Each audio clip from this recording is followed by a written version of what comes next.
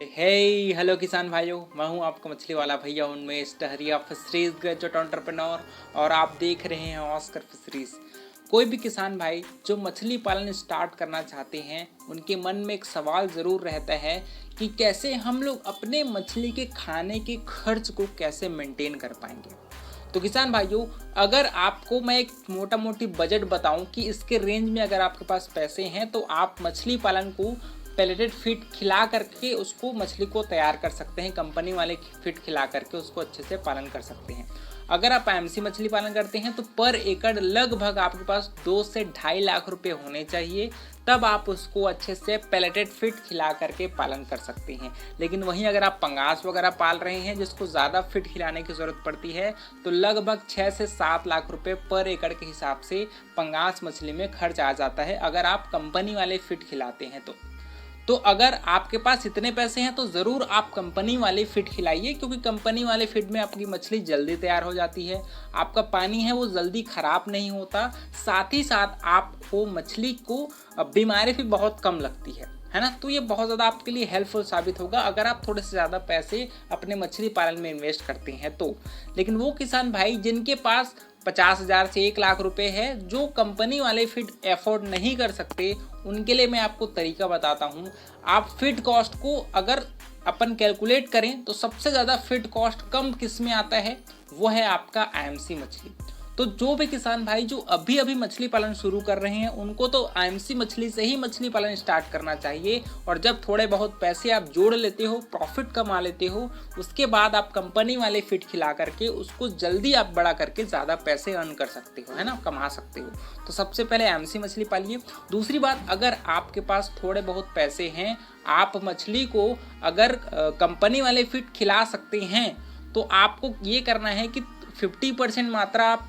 Farm made feed को खिलाइए और 50% मात्रा आप कंपनी वाले फीड खिलाइए। ऐसा भी कर सकते हैं कि एक दिन या तो आप देखिए मछली को 2 टाइम फीडिंग कराया जाता है, तो सुबह के 8 से 9 बजे के जो अपन फीडिंग कराते हैं वहाँ आप कंपनी वाले फीड खिला दीजिए और शाम को 3 से 4 बजे के बीच आप फार्म मेड फीड खिला सकते हैं। दूसरी बात, जब भी हम लोग कंपनी वाले फीड खिलाते हैं दोस्तों तो उसमें एक स्मेल होता है, उसमें खुशबू होता है फिश मील की, जिससे मछलियाँ अट्रैक्ट होती हैं। तो अगर आप अपने फार्म मेड फीड पर 80% आप फार्म मेड फीड लीजिए, अगर उसमें 20% आप कंपनी वाले फीड को मिला दीजिए तो उससे उस फीड में खुशबू आ जाएगी और सारी जो मछलियाँ हैं वो आपके फार्म मेड फीड को भी उतने ही अच्छे से खा पाएंगी जितना अच्छे से वो कंपनी वाले फीड को खाती हैं। तो इस तरह से अगर आप फार्म मेड फीड पर कंपनी वाले फीड मिला देंगे तो आपकी जो खाना है दोस्तों वो ज़्यादा इफेक्टिव तरीके से मछली तक पहुंचेगी और मेरे हिसाब से ये बहुत ही अच्छा तरीका होगा मछली को खाना खिलाने की, जिससे आपका वेस्टेज भी कम होगा और मछली ज़्यादा अच्छे से आपके फीड को कंज्यूम करेगी। दूसरा तरीका आप ये भी कर सकते हैं कि आप हफ्ते में एक बार आप अच्छे से तालाब में फर्मेंटेशन करके भी डाल सकते हैं। फर्मेंटेशन के लिए आप सरसों खली, राइस ब्रैन, ईस्ट का पाउडर और गुड़, इन चारों चीज़ों को और थोड़ी मात्रा में आप यूरिया और डीएपी, ठीक है, इन सभी को आप अगर हफ्ते में एक बार सड़ा करके 2 दिन तक उसको अच्छे से सड़ा करके अगर आप अपने तालाब में अप्लाई करेंगे तो आपके तालाब में प्राकृतिक भोजन है वो भी अच्छे से मेंटेन रहेगा,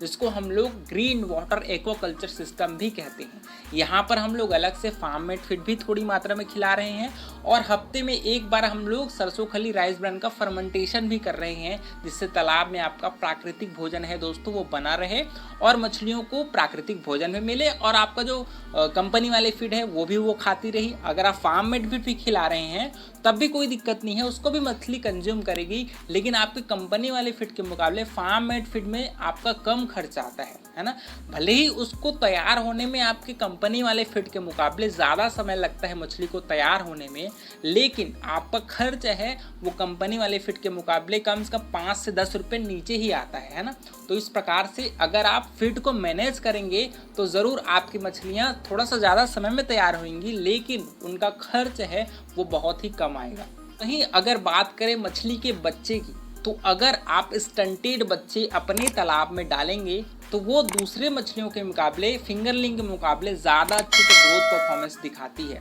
तो यहाँ पर आप अपने नर्सरी तालाब में स्टंटेड बच्चे पहले तैयार करिए, कम से कम 10 लाइन का 100 ग्राम के बच्चे तैयार करिए, 50 ग्राम का बच्चे तैयार करिए। उसको आप अपने तालाब में संख्या में भी कम डालिए और साथ ही साथ फर्मेंटेशन बेस्ड फार्मिंग पर ज़्यादा फोकस करिए। आप तालाब में रेगुलर रूप से, या गोबर है तो वो भी अप्लाई कर सकते हैं, सरसों खली है वो भी अप्लाई कर सकते हैं, लेकिन आपको अपने फ्रीक्वेंसी या फर्मेंटेशन को उसको लगातार बढ़ाते जाना है। और मैं ये आपको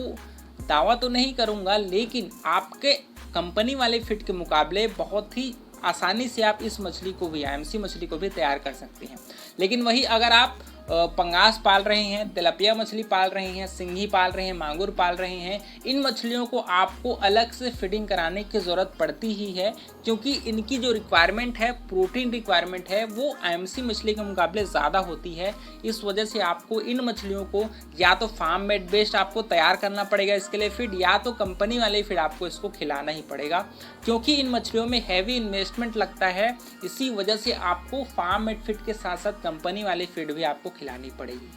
तो किसान भाइयों, अगर आप सभी पॉइंट को थोड़ा सम अप करके बताऊं तो आप या तो अल्टरनेट डेज में कंपनी वाले फीड खिला सकते हैं, उसके साथ साथ आप फार्म मेड फीड खिला सकते हैं, या तो आप ग्रीन वाटर एक्वाकल्चर सिस्टम को अडॉप्ट करिए, जिसमें आप हफ्ते में एक बार फर्मेंटेशन कर रहे हैं और फार्म मेड फीड है वो रेगुलर आप खिला रहे हैं। उसके अलावा आप ऐसे मछलियों का पालन करिए जो प्लैंकटन पर अच्छे से तैयार हो जाती है, खासकर आपकी ग्रास कार्प, सिल्वर कार्प, कतला, ठीक है, मृगल, ये मछलियाँ आपकी अमूर कार्प या फिर कॉमन कार्प, ये मछलियाँ प्लैंकटन बेस्ड फार्मिंग पर भी तैयार हो सकती हैं। तो आप ऐसे मछलियों का ही चुनाव करिए जिसको प्रोटीन की रिक्वायरमेंट कम होती है और जो प्लैंकटन पर अच्छे से ग्रोथ कर जाए। तो किसान भाइयों, इस प्रकार से मैंने सभी इंपॉर्टेंट पॉइंट आपको शेयर करने की कोशिश करी है। आशा करता हूँ आपको वीडियो पसंद आया होगा। लेकिन यहाँ पर एक और चीज़, आपको अपने मछलियों के प्राइस को बढ़ाने पर भी फोकस करना होगा। अगर आप ऐसे समय पर अपने मछलियों को हार्वेस्ट कर रहे हैं